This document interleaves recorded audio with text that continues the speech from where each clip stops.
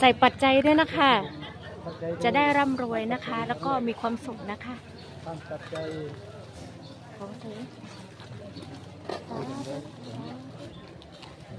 ใส่ไปด้วยใส่ไปด้วย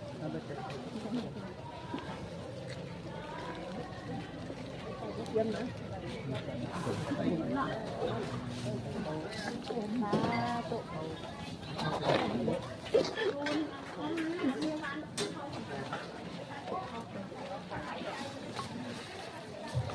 สำหรับสภาใดที่มาเจ้าเข้าเตรียมข้าวต้มเด้อแต่ว่าเตรียมข้าวต้มบริการนะครับบรรดาสภา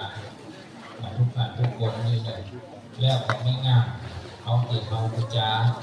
ของใครของมันกับได้เด้อไม่ง่ายเลยง่ายทำของเราดีแล้วของก็คือจะเป็นเรื่องการเรียนกันนั่นก็ทำไม่ง่ายอะไรจะเป็นของเราเป็นของจาก็สามารถยึดได้เลยสำหรับเรื่องมนต์กับมาแบ่งก็ไปได้เรื่องสืบชะตาเจริญพุทธมนต์ทำวัดเจ้าทำวัดเย็น7 วัน 8 วันสืบชะตา7 ตัว8 เดือนก็เพื่อสักทิศขนาดพระโสภงเจ้ามาอยู่จากนี้เข้าสวดมนต์ทางภาวนาอยู่ในหลายมื้อหลายวันสำหรับทำมนต์ก็ให้จะมาเอากับเอาเรื่องนี้จะมนต์จับกันในส่วนของน้ำมนต์และในงานของใครของมัน